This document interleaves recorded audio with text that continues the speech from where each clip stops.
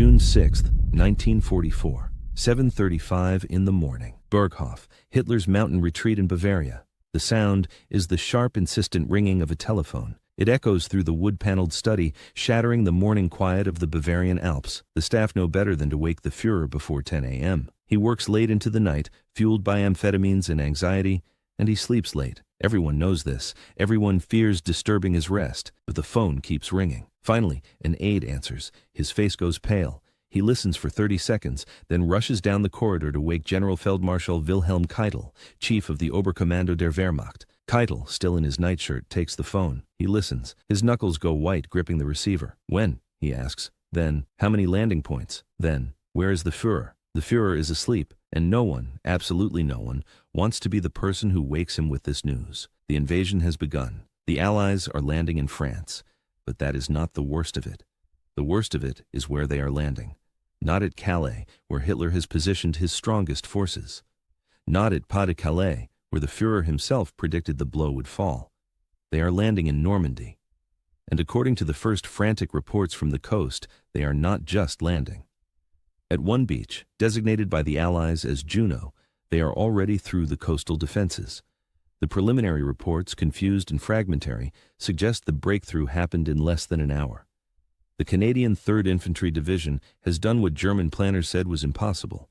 They have cracked the Atlantic Wall not in days, not in hours, but in 47 minutes, and now someone has to tell Hitler.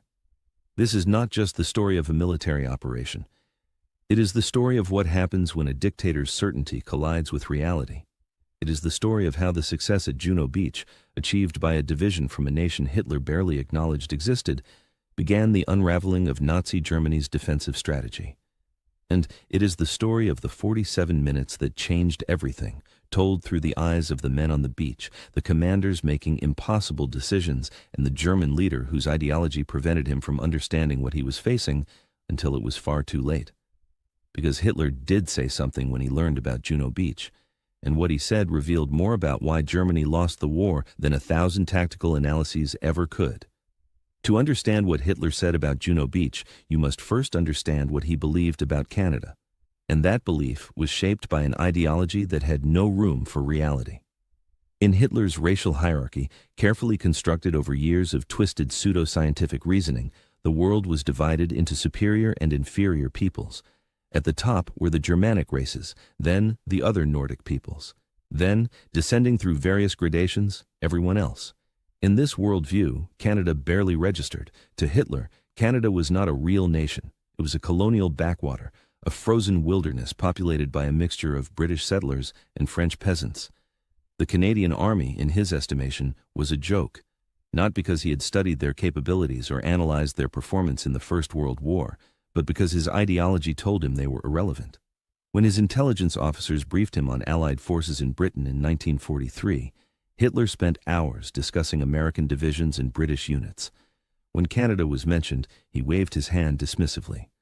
"A handful of farmers with rifles," he reportedly said to General Feldmarschall Gerd von Rundstedt. "They will break at the first shell." This contempt was systematic. German intelligence reports on the Canadian forces in Britain were sparse and dismissive.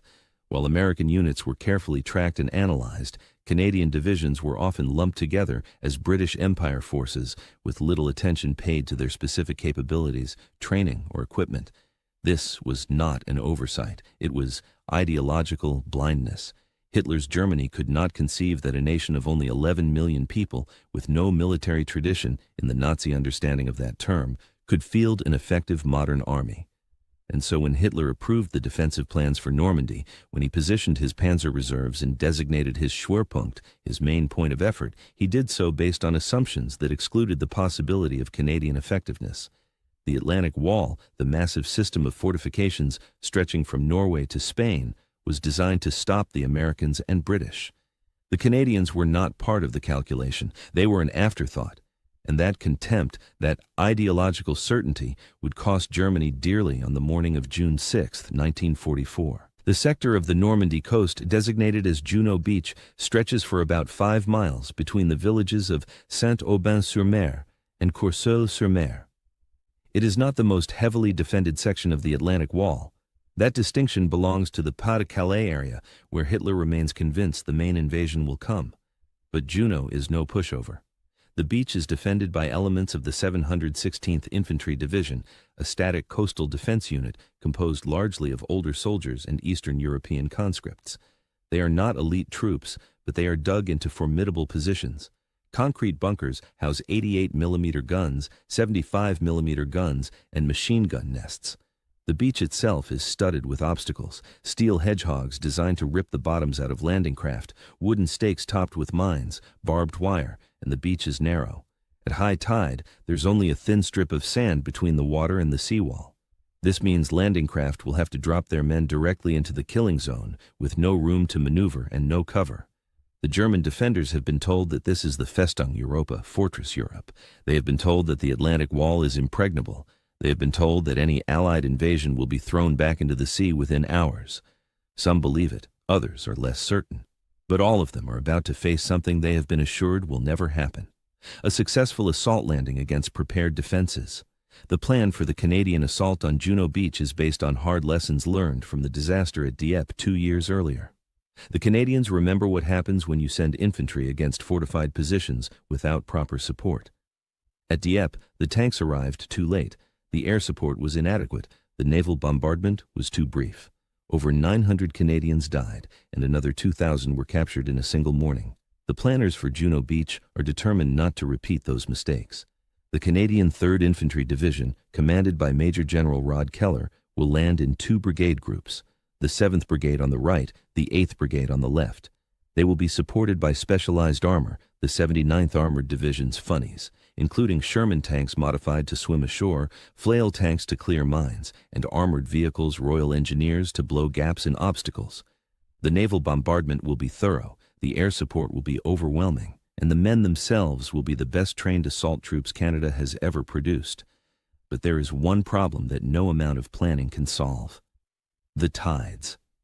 The invasion has been scheduled to take advantage of low tide, when the beach obstacles are exposed and can be cleared by engineers.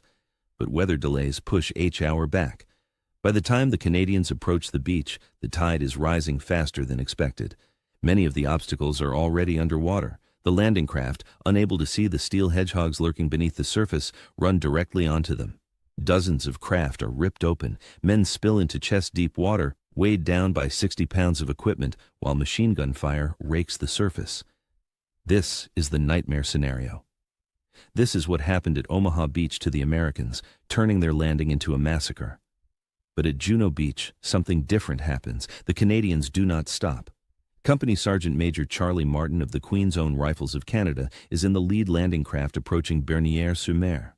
He can see the beach through the ramp. He can see the gray concrete bunkers. He can see the splashes in the water where German machine gun fire is striking. The coxswain is supposed to get them to the beach, but the craft strikes an obstacle 50 yards out. There is a tearing screech of metal. Water pours in. The ramp drops. Charlie Martin steps off into water over his head. He goes under, his equipment dragging him down. For a moment, everything is cold and dark and silent. Then his boots hit sand. He pushes up, breaks the surface, gasping. Around him, men are struggling in the water. Some are drowning, pulled down by their equipment. Others are shedding their heavy gear, choosing to fight light rather than die loaded. The machine gun fire is a constant ripping sound, like tearing canvas. Men are hit in the water, thrashing, crying out. Charlie sees Private Bill Betchell take a round through the throat, turning the water around him red. But Charlie also sees something that will define Juno Beach. He sees men moving forward, not hesitating, not going to ground, moving forward through the water, rifles held high, already returning fire at the German positions. The Queen's Own Rifles hit the beach at Bernières at 07:45 hours. Within the first minute, they take casualties. Within the first 5 minutes, they have lost a quarter of their strength. But they do not stop. They cross the beach at a run. Bangalore torpedoes blow gaps in the wire. Engineers clear paths through the minefields, and the infantry pours through, heading for the German strongpoints. A German machine gunner in a bunker near Bernières fires until his barrel glows red. He cuts down a dozen Canadians. But more keep coming. A flail tank, a Sherman with a rotating drum of chains to detonate mines, churns up the beach and parks itself in front of the bunker, blocking the firing slit. Canadian infantry rush the position from the side. Grenades go through the vision ports. The bunker falls silent. By 0800 hours, 15 minutes after landing, the Queen's Own rifles are through the beach defenses and pushing into the village of Bernières. 15 minutes, not hours, not days. 15 minutes from touching down to breaking through the Atlantic Wall. 3 miles to the west, at Courseulles-sur-Mer, the Regina Rifle Regiment and the Royal Winnipeg Rifles are experiencing their own hell. The Germans here have positioned their defenses brilliantly. Concrete bunkers are built into the houses along the seawall. Machine guns are sited to create interlocking fields of fire, and the tidal conditions are even worse than at Bernières. Many landing craft strike obstacles far from shore. The Royal Winnipeg Rifles, nicknamed the Little Black Devils, suffer appalling casualties in the water. Some companies lose half their men before reaching dry sand. But again, the Canadians do not stop. They cannot stop. Because stopping on a beach under fire is death. The only way to survive is to move forward, to close with the enemy, to get off the killing ground of the beach and into the relative cover of the buildings beyond. Rifleman Gord Brown of the Regina Rifles finds himself pinned down behind a steel hedgehog 30 yards from the seawall. German machine gun fire is sparking off the metal above his head. 3 other men are crouched behind the same obstacle. 1 is wounded, shot through the leg. They are stuck. If they move, they die. If they stay, they will eventually be hit by mortar fire that is already starting to bracket their position. Then, Gord sees a Sherman DD tank, one of the swimming tanks, churning through the water toward the beach. The tank, soaked and barnacle-covered, looks like a mechanical sea monster. It crawls onto the sand and rotates its turret toward the German bunker that has Gord and his section pinned. The 75mm gun fires, once, twice. The bunker disappears in a cloud of dust and smoke. Gord does not wait for orders. He runs. The 4 men sprint across the beach, over the seawall, and into the chaos of Courseulles village. By 0810 hours, elements of the Regina Rifles are fighting in the streets. By 0820 hours, they have cleared the German positions along the waterfront and are pushing inland. 25 minutes from landing to breakthrough. Along the entire 5-mile stretch of Juno Beach, this pattern repeats. The landing is brutal. The casualties are heavy. The Canadians lose more men in the first hour than the British lose at Gold Beach, or the British and Canadians combined lose at Sword Beach. But they break through. Everywhere they break through. The specialized armor, the funnies, prove their worth. The flail tanks clear mines. The Churchill Ever tanks with their petard mortars demolish bunkers. The bulldozers push aside obstacles. And the infantry, trained to keep moving no matter what, refuse to be stopped by casualties or fire or obstacles. By 0832 hours, Canadian forward units are reporting to headquarters that they are through the coastal defenses and advancing inland. 47 minutes, from H hour at 0745 to breakthrough at 0832. 47 minutes to accomplish what the German High Command said would take days or be impossible altogether. The reports begin reaching German commanders piecemeal. The first word is that there is heavy fighting at Juno Beach. This is expected. What is not expected is the next report, arriving 20 minutes later. The enemy has penetrated the coastal defenses. Then, even more alarming, the enemy is advancing inland. Oberst Wilhelm Richter, commanding the 716th Infantry Division, receives these reports at his headquarters with growing disbelief. His division is supposed to hold for days. That is the plan. The coastal defenses will bleed the Allies. The reserves will counterattack. The invasion will be crushed on the beaches. But the Canadians are not on the beaches. They are already 5 kilometers inland in some sectors.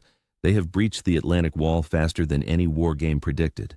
Richter frantically calls for reinforcements. He needs the Panzer reserves. He needs them now.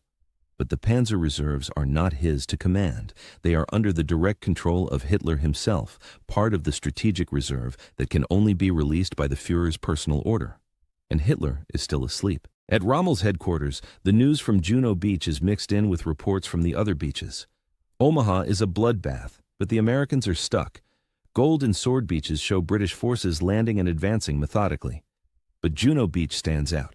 The Canadians are moving faster than anyone else. They are already threatening the village of Crilly, 6 miles inland.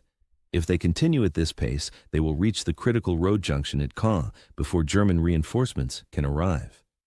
Rommel, the Desert Fox, is not at his headquarters. He is in Germany, having left the front to visit his wife for her birthday and to petition Hitler in person for more resources. His chief of staff, General Major Alfred Gauss, tries to contact him, but the phone lines are jammed. Everyone is trying to call everyone else. The German command structure, carefully organized for theoretical invasions, is breaking down in the face of the real thing. And at the center of this command structure, the man who must make the critical decisions is still asleep in Bavaria, nearly 1,000 kilometers from the battle. When Hitler finally wakes at 1000 hours, he's been asleep for 3 hours after the invasion began. His aides have been paralyzed with indecision, afraid to wake him, afraid of his rage. When he finally emerges from his bedroom, he is given the news in stages, carefully, because everyone knows his temper. There has been a landing. Where? Normandy. How large? Very large. Airborne troops, naval bombardment, multiple beaches. Hitler's first reaction is relief, not fear. Relief. Because the landing is in Normandy, not at Calais. And Hitler has convinced himself that the real invasion, the main invasion, will come at Calais. This Normandy operation must be a diversion, a feint, designed to draw his reserves away from the real target. He says as much to Keitel and to Generaloberst Alfred Jodl, his chief of operations. This is not the main invasion. The main blow will fall at Calais. We must not be deceived. It is a statement born of absolute certainty and absolute misunderstanding of the situation. But his generals, accustomed to his rages when contradicted, do not argue. They show him the reports, the situation maps, the preliminary assessments, and it is here, reviewing the reports from the 5 invasion beaches, that Hitler learns about Juno Beach. An aide, a young staff officer whose name is lost to history, points to the map. The Canadian 3rd Division has broken through here, mein Führer. They are advancing rapidly inland, faster than the British or Americans. Hitler looks at the map. His finger traces the line showing Canadian penetration. 6 kilometers in the first 2 hours, deeper than any other Allied formation. He looks up, and he says something that the staff officers present will remember for the rest of their lives. Canadians? What Canadians? Canada has no army. It is not a question, it is a statement of ideological fact. In Hitler's worldview, Canada cannot have an effective army because Canada is not a real military power. The staff officer, terrified but determined, tries to clarify. The Canadian 3rd Infantry Division, mein Führer. They landed at Juno Beach. The preliminary reports suggest they have broken through the 716th Division's defenses and are advancing on Caen. Hitler's face darkens, not with fear or concern, with anger. Because reality is contradicting his worldview. And when reality contradicts Hitler's worldview, it is reality that must be wrong. The reports are confused, Hitler says flatly. It is the British. The British are at Juno Beach. The map is wrong. Jodl carefully tries to correct him. No, mein Führer, the intelligence is clear. It is the Canadian 3rd Division. They were identified by prisoners and by unit markings. Hitler waves his hand dismissively. A deception. The British are using Canadian insignia to confuse us, to make us think their forces are larger than they are. There's a long, uncomfortable silence in the room. The generals and staff officers exchange glances. They know the intelligence is solid. They know the Canadians are real. They know the breakthrough at Juno Beach is the most dangerous development of the entire landing. But they also know that contradicting Hitler directly is dangerous. So they say nothing. And in that silence, precious time is lost. Because Hitler, convinced that Juno Beach is either a deception or an insignificant development, refuses to release the panzer reserves to counterattack. He is still waiting for the real invasion at Calais. He is still certain that Normandy is a diversion, and so the Canadian 3rd Division, advancing inland with only light German resistance, gains ground that will prove impossible for the Germans to retake. While Hitler convinces himself that the Canadians do not exist, the Canadian 3rd Division is making his worst nightmare come true. By noon on June 6th, Canadian forces are approaching the Caen-Bayeux Highway, a critical artery. They are moving faster than any other Allied formation. The British at Sword Beach are bogged down fighting German armor. The Americans at Omaha are still pinned on the beach. But the Canadians are 7 miles inland and still advancing. Major General Rod Keller, commanding the 3rd Division, is pushing his men hard. He knows that the success of the entire invasion depends on momentum. The Germans are confused, disorganized, and unsure where to commit their reserves. If the Canadians can reach Caen quickly, they can seize the city before German reinforcements arrive. If they can take the critical road junctions and high ground around Caen, they can anchor the entire Allied left flank. But Keller also knows that his division is stretching thin. The follow-up brigades are still landing, the tanks are running low on fuel. The infantry is exhausted from the landing and the advance, and German resistance, initially light, is starting to stiffen as local reserves arrive. At 1400 hours, elements of the North Nova Scotia Highlanders and the Sherbrooke Fusiliers run into serious opposition near the village of Authie. German forces, later identified as the 12th SS Panzer Division Hitler Jugend, counterattack with tanks and infantry. The fighting is vicious. The Canadians, who have been advancing rapidly, are now in a meeting engagement with fresh fanatical SS troops. The battle for Authie becomes a brutal close-quarters fight. Canadian Sherman tanks duel with German Mark IVs and Panthers. Infantry fight house to house. By late afternoon, the Canadians are forced to pull back slightly, digging in to consolidate their gains. The advance stalls, not because the Canadians have been defeated, but because they have reached the limit of their logistics. They need fuel. They need ammunition. They need the rest of the division to catch up. But they have accomplished something remarkable. They have penetrated further inland than any other Allied division on D-Day. They have secured a lodgment that will never be dislodged, and they have done it in less than 12 hours. Back in Bavaria, Hitler is receiving updated reports. The situation in Normandy is not improving. The Allies are ashore in strength. The coastal defenses have failed to stop them, but Hitler is still fixated on Calais. He is still convinced that Normandy is a feint, and he is still refusing to release the panzer reserves. His generals are becoming increasingly desperate. Rommel, finally contacted by phone, is racing back to the front. Rundstedt, the overall commander in the west, is requesting permission to move the panzer divisions, but Hitler refuses. And when the topic of Juno Beach comes up again, when staff officers try to impress upon him the speed and depth of the Canadian penetration, Hitler's response reveals the depth of his delusion. It is impossible for a colonial militia to break through German defenses in 47 minutes, he says. The reports are wrong. Our soldiers fought poorly, or the enemy is British, not Canadian. A nation of farmers and trappers cannot defeat the Wehrmacht. It is a statement that would be laughable if it were not so dangerous. Because Hitler's refusal to acknowledge reality is costing Germany the battle. Every hour that the panzer reserves sit idle is an hour the Allies use to strengthen their position. Every hour that Hitler convinces himself the Canadians are not a threat is an hour they advance further inland. By the evening of June 6th, when it becomes undeniable that the Normandy landings are the real invasion, Hitler finally releases some reserves. But it is too late. The Canadians have secured their beachhead. The Americans, despite the carnage at Omaha, are ashore. The British are linking up with airborne forces. The Atlantic Wall has been breached, and the breach at Juno Beach, accomplished by the Canadians in 47 minutes, is the deepest penetration of the day. The Germans will spend the next month trying to push the Allies back into the sea. They will fail. The beachhead will expand. More troops will pour in, and the road to Germany will be open. All because a division from a nation Hitler thought had no army broke through his vaunted Atlantic Wall faster than anyone thought possible. The psychological impact of Juno Beach on Hitler goes beyond the immediate tactical situation. It strikes at the core of his ideology. Hitler's entire worldview is based on racial superiority. Germans are the master race.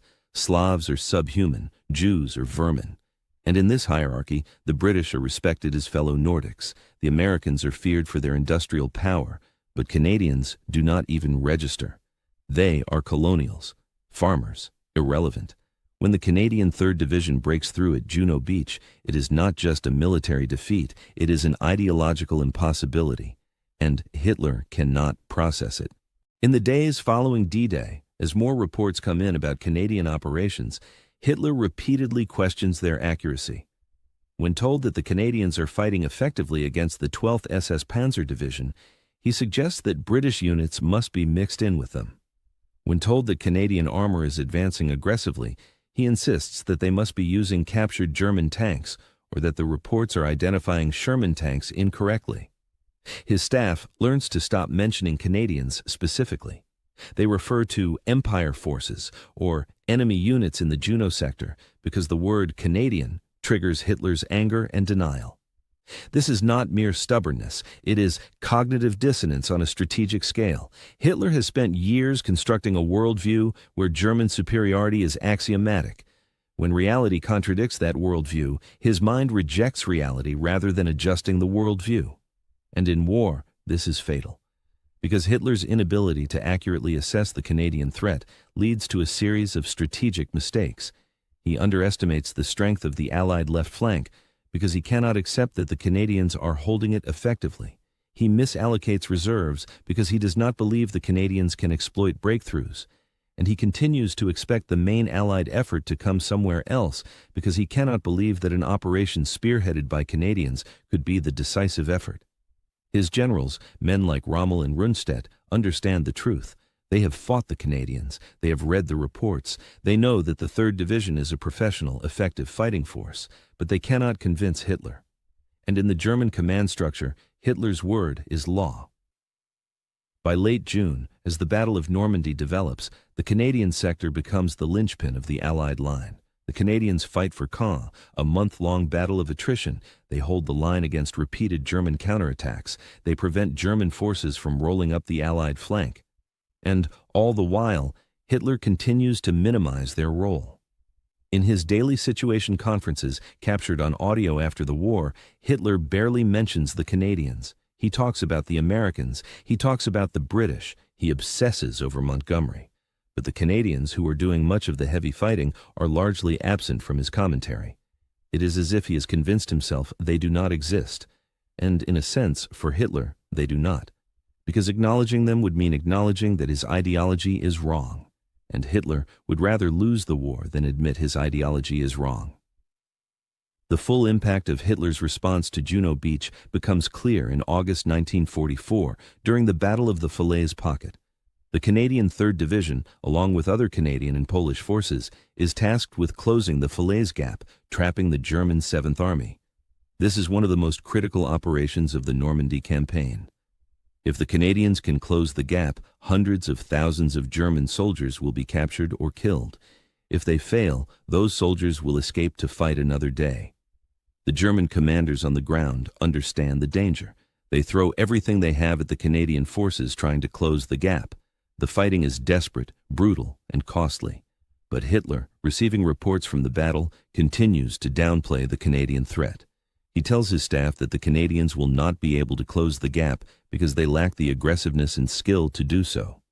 He is wrong. The Canadians, fighting alongside Polish forces, close the gap. The Falaise Pocket is sealed. Between 10,000 and 15,000 German soldiers are killed. Another 50,000 are captured. It is one of the greatest German defeats of the war, and it is accomplished largely by the forces Hitler said did not exist. When Hitler learns that the Canadians closed the gap, his response is illuminating. He does not acknowledge his error. Instead, he blames his commanders. The 7th Army fought poorly, he says. The SS divisions were misused. The escape routes were poorly planned, but he never acknowledges that the Canadians fought well. In Hitler's mind, Germans cannot be defeated by Canadians. Therefore, Germans must have defeated themselves. It is a logic that would be fascinating to psychologists if it were not so strategically disastrous. Because Hitler's inability to accurately assess Allied capabilities, specifically Canadian capabilities, leads him to make mistake after mistake. He positions forces in the wrong places. He prioritizes the wrong threats. He allocates reserves poorly. And all because his ideology prevents him from seeing what his generals can see clearly. The Canadians are a professional, effective army that punches far above its weight. By the time Germany surrenders in May 1945, the Canadian army has fought through France, Belgium, the Netherlands, and into Germany itself. They have liberated much of the Netherlands. They have broken through the Siegfried Line. They have fought in some of the war's most brutal battles, and they have compiled a combat record that any nation would be proud of. But in Hitler's private conversations, in his increasingly rare moments of lucidity during the final months of the war, he still does not mention them. To the end, Hitler cannot acknowledge that a nation he considered irrelevant produced an army that helped destroy the Third Reich. It is the ultimate example of ideological blindness, and it cost Germany dearly. Because underestimating your enemy is always dangerous. But underestimating them so completely that you refuse to even acknowledge they exist, that is not just dangerous, That is suicidal. The story of what Hitler said when Canada broke through Juno Beach in 47 minutes is ultimately a story about the power of ideology to blind people to reality. Hitler constructed a worldview in which Germans were superior, certain races were inferior, and military success was determined by racial characteristics rather than training, equipment, logistics, and leadership. When the Canadians broke through the Atlantic Wall faster than anyone expected, they did not just win a tactical victory. They exposed the fundamental flaw in Hitler's thinking. Because the Canadians were everything Hitler said could not exist. They were a small nation that fielded a large, effective army. They were a democracy that produced professional soldiers. They were a multicultural society that fought with unity and purpose. And they were, in Hitler's racial hierarchy, supposed to be irrelevant. The fact that they were not irrelevant, that they were in fact one of the most effective Allied fighting forces, broke Hitler's brain.